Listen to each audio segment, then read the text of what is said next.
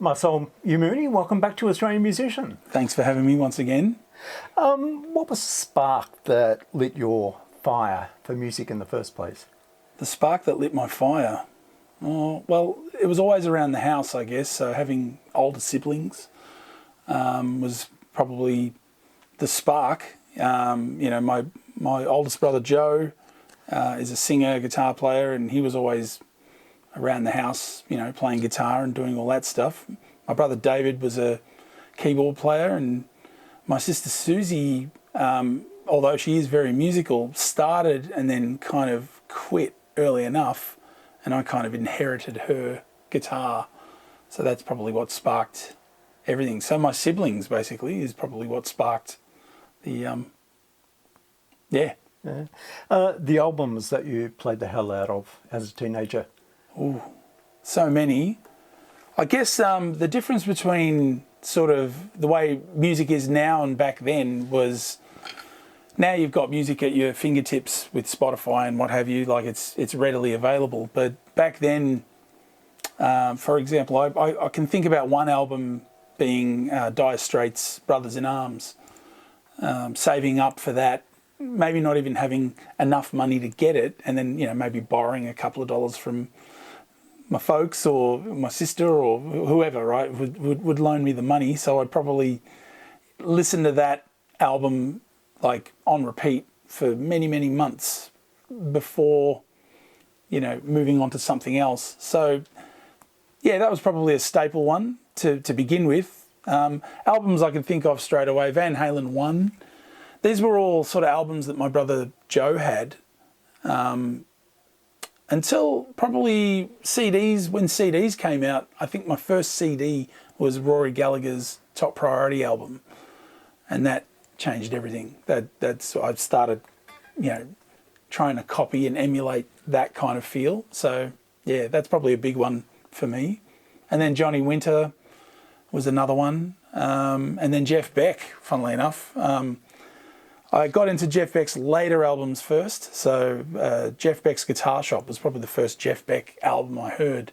So I kind of went forward, then went back and listened to Blow by Blow and Wired, and the rest is history. So yeah, he was a big influence too.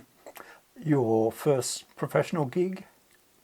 First professional gig, I think, was in my brother's band, once again, as the bass player up at Panton Hill Pub. I think it's still there. It's like 20 minutes from Diamond Creek, which is where I live.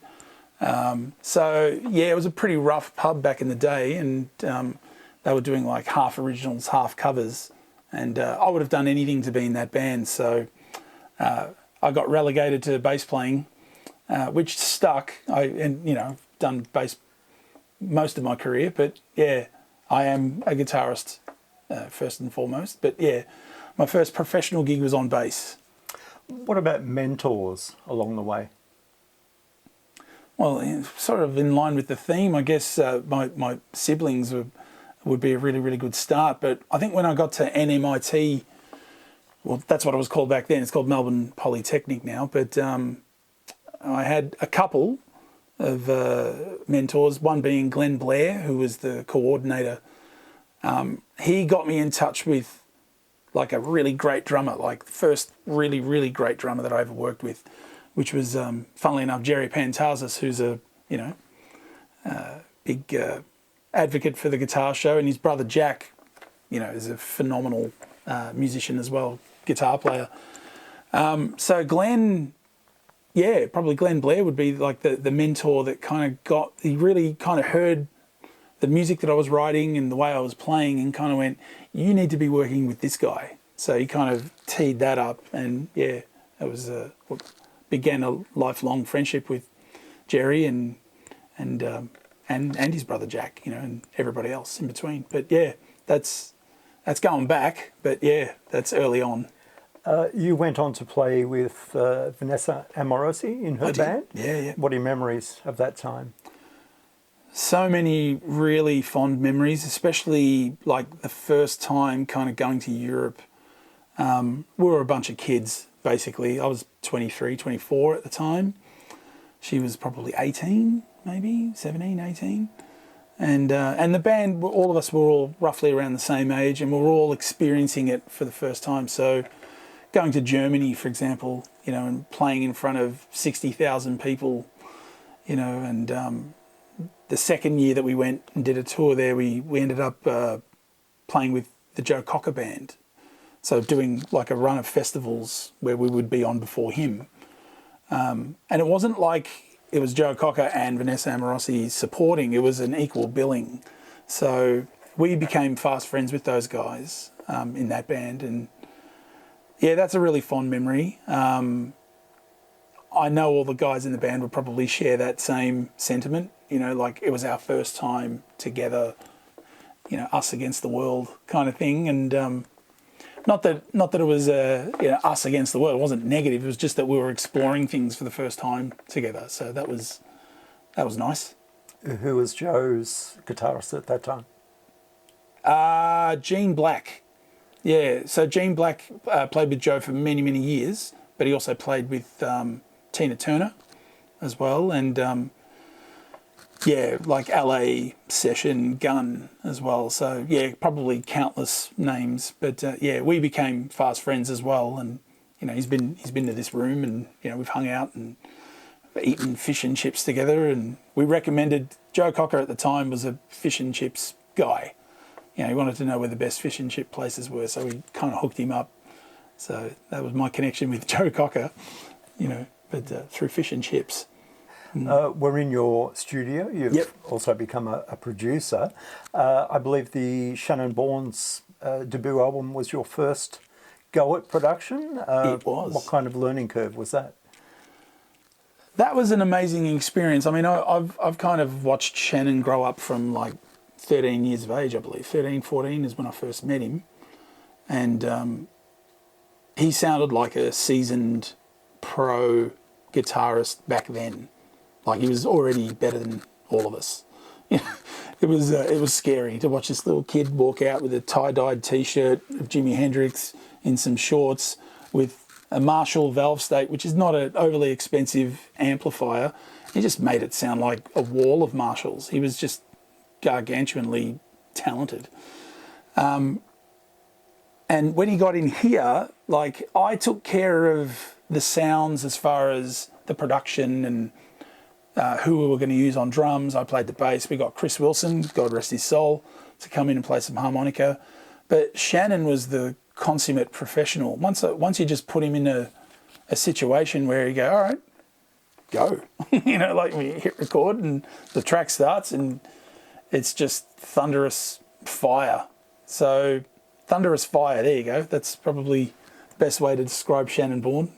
But I mean, he's so much more than that, as you know. Like he's evolved and developed over the years into such a consummate, amazing consummate. I don't know if that's the right description, but he's definitely an incredible force, you know, and light and shade. You know, like he's never. You can't track him down. He's always evolving and moving with different things, whether it's, you know, something bluesy or whether it's something atmospheric and something noisy and crazy. You know, he's all those things. Yeah. He's probably, I'd have to say, he's probably my favourite guitar player. Forget about in Australia, just ever to exist, you know. And I happen to know him as well, so that's always handy. I can ask him questions. You used your production skills to self-produce your debut album, Eclecticity. Very good, Greg. Very good. Did you bounce any ideas off other people, or did you just go with your own instincts with that one?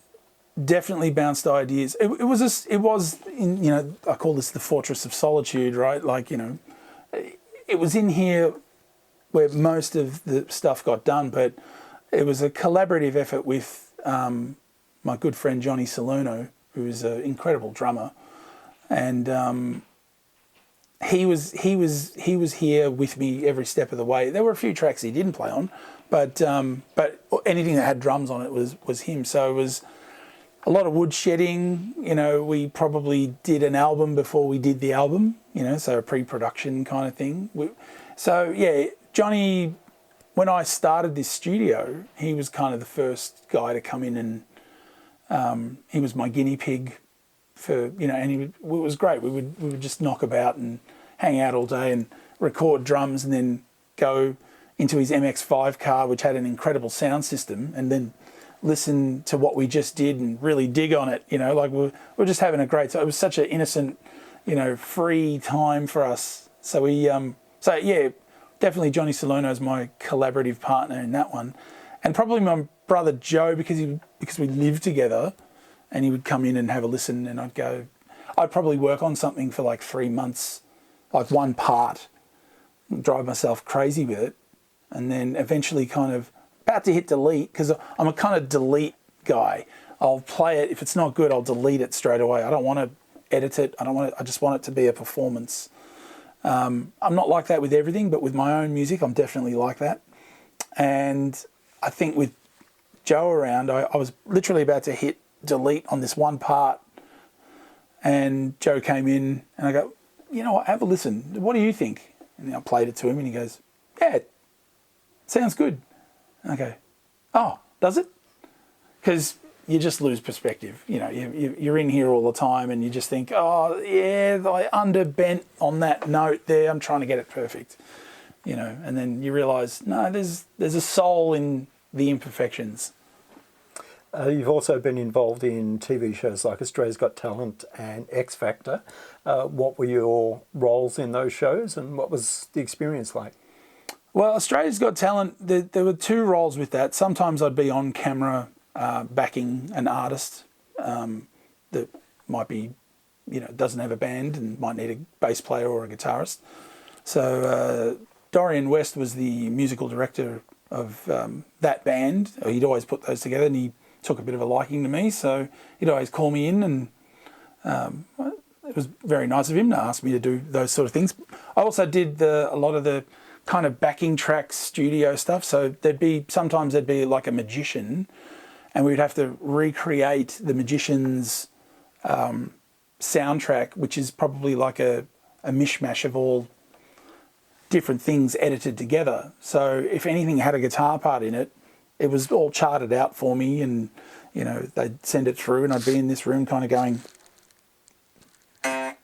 something simple like that needed to go in that spot, right up to playing a Charleston on a ukulele, and everything in between.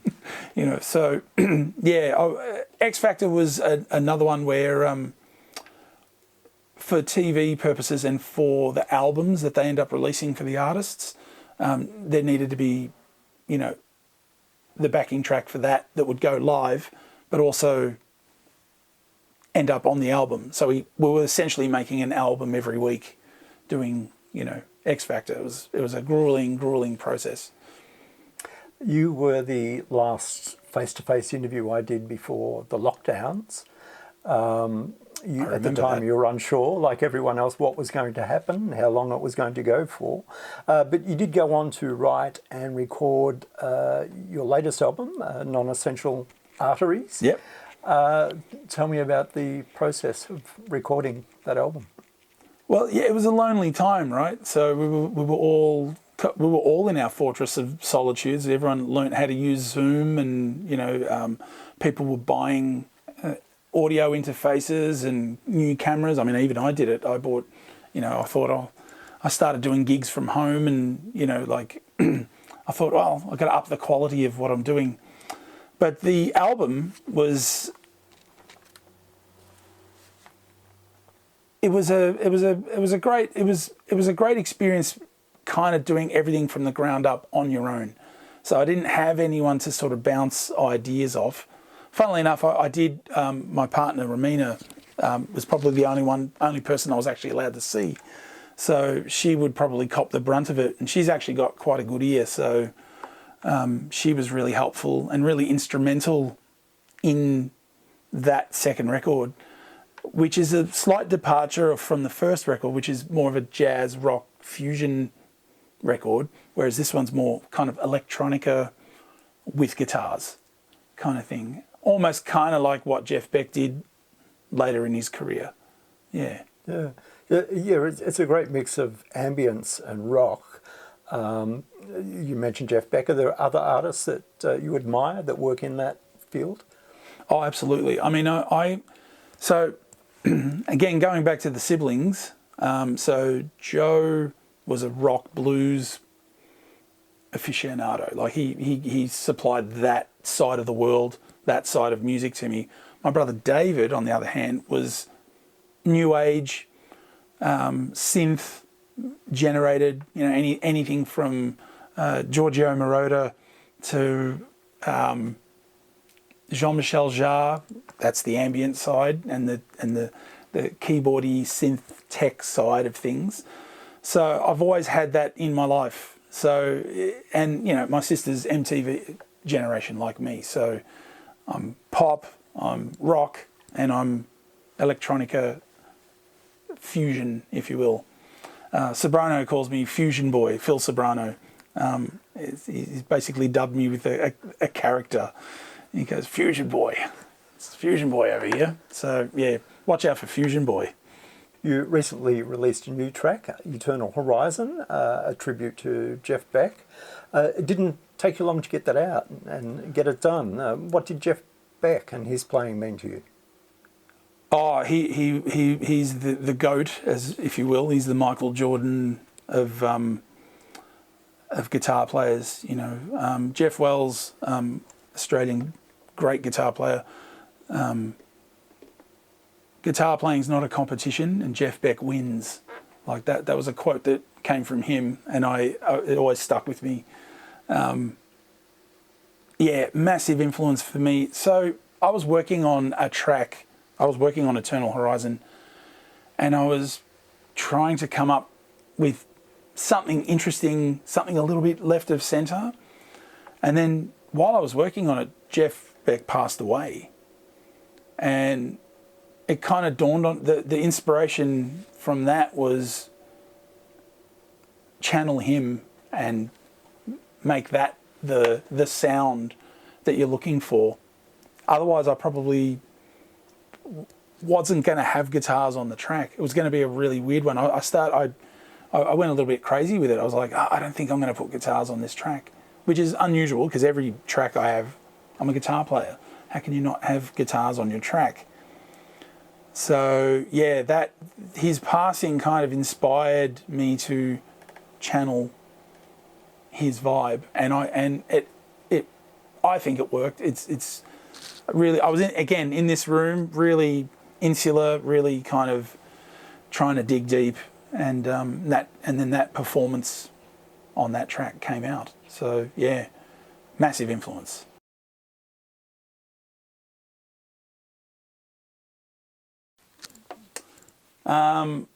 This is my latest acquisition. I bought it from Music Junction in Camberwell, where my brother works, and so I go in there and visit. And I was playing a whole bunch of custom shop guitars, like guitars that were worth $9,000. It's like way out of my budget. But I was playing them anyway because you're in a guitar shop and there's no one around, so yeah, make some noise. Why not? And then I picked this thing up because it looked great, and I've always wanted a 335 style guitar. Like Shannon Bourne's got one. My mate Ryan Lim's got one. Ryan's got a really nice one. It's a 66 335. It's just gorgeous, and it kind of looks like this. I always wanted a red, cherry red kind of thing. So aesthetically, it was very pleasing to my eyes, but when I actually started playing it, that's when I remember I put like an iPhone up and then I just started playing it, and then I watched the footage back and went, there's the moment right there where you fell in love with that guitar. There was a thing that I did where I just went like a breathe in kind of, all these guitars have stories, and yeah, that one, yeah, that was this one. And it's a Eastman. I don't even really know what the model number is. It's a T59V red guitar. Okay, but it just has a real nice sort of thick sound.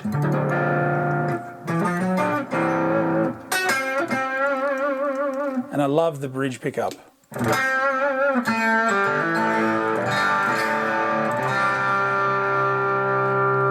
And you can be real sensitive with it as well. You can kind of.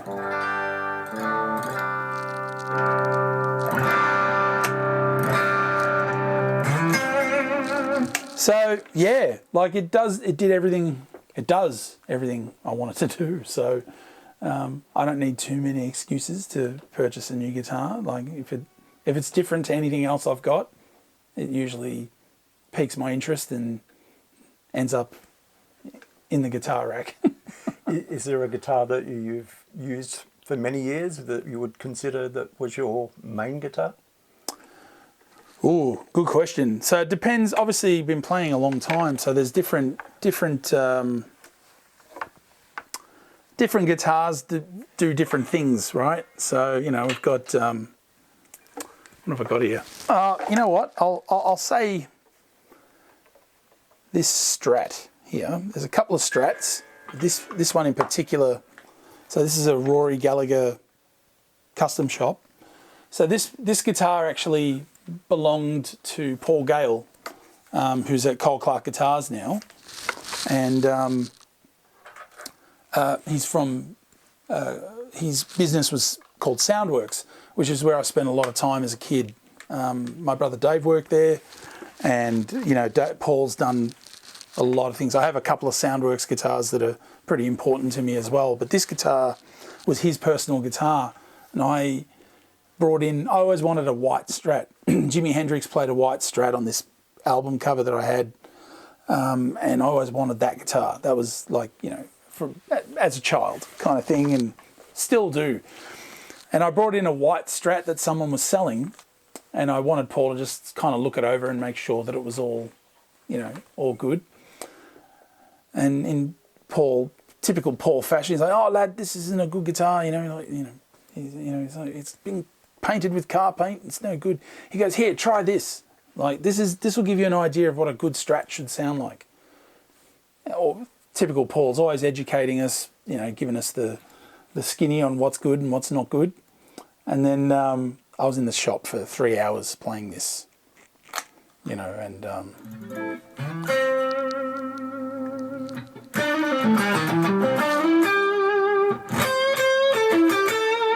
it's such a juicy guitar.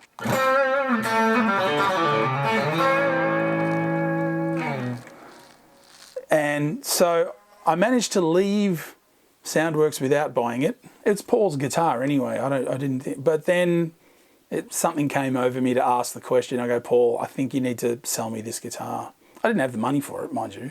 I had to beg, borrow, and steal. I didn't steal, but I had to beg and borrow to get it. And he reluctantly sold it to me. He was such a good man. He's still a good man. So I got United.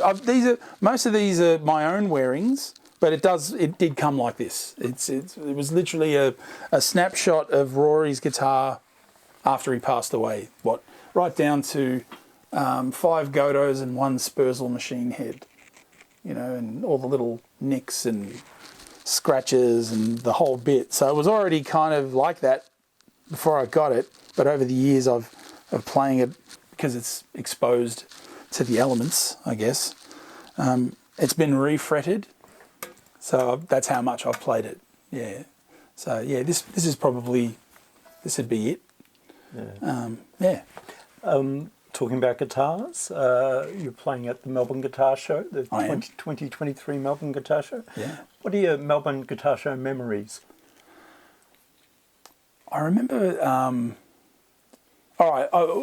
Let's go to a semi-negative one to begin with. So the last time I played there, I had prepared a show with my good friend Andy Silvio, drummer, and I had this elaborative rig that I'd prepared, which had a bass amp, 2 guitar amps. So I was going to play rhythm guitar on this one, bass on that one, and I had loopers set up and the whole bit. It was all this crazy rig, right? And then I get to the actual performance and everything stopped working. Like there was an interference, there was something weird going on, and I wasn't able to actually use the rig as I'd hoped. I had everything there, had tested the whole bit. It was was going to be glorious, you know. And so I had to improvise last minute and just kind of change the show around, and I was a little bit mortified at the end of that. But some of the really good positive things about that is probably more the community-based stuff. So running into like Brett Garsett, for example, who's like my all-time favourite musician, incredible musician, incredible guitar player. Just being able to run into him and, you know, have a chat to him and Michael Dolce at the same time. And then I kind of told my brother Joe, hey, I don't want to look uncool in front of these guys. Ask to take a photo. You ask it. Don't make me ask. But, you know, so I'm letting it out of the bag now. But yeah, I was like, I didn't want to look like a geek in front of, you know, two of my favourite players. So yeah, that was a memory definitely out front of the Charles Cillier stand, you know. I remember buying an amp off Tim Evans and Phil George, George Evans amp. So I didn't know about those amps prior to the guitar show, and then I played one at the show, and I just went, oh yeah, I got to have this, you know. And but I'm going there this year. Like, I'm playing Amplitude products, and I'm helping out a couple of friends from Adelaide with Lauda Guitars, Lauda. So I'm going to do a little workshop, I think, on the Sunday there. So that'll be fun. Yeah. And I'm doing a blues jam. You're playing the jam. Yeah, I'm playing the jam. So yeah, I like jamming. So yeah, that'll be fun. Okay. So what else is on for the rest of 2023? The rest of 2023, I'm going to be probably spending a lot more time in here, like in this studio, doing more tracks, more of my own stuff, but also some albums for some other people as well. So there's things in the pipeline for that. I've been working with a guy named Michael Dixon, who's an incredible musician in his own right, but he's a keynote speaker. So we've got a lot of gigs coming up with him where we're working with big companies, kind of helping them bring creativity into their workforce. Mike's quite amazing. He's a great speaker, and the concept behind what he's doing, he's been working on it for a number of years, but there's a band behind him as well, which involves myself, Phil Sobrano, and Danny McKenna, and Tristan, our bass player. If I'm not playing bass, I'll jump on guitar, and Phil and I will play guitar together. And it's actually a great little group of people, and I really enjoy doing those gigs. So there's that, and then there's just around town sort of stuff as well. That, you know, the bread and butter stuff, if you will. Like, I work with a buddy of mine, Reese Tolhurst, who's a really, really great singer-songwriter.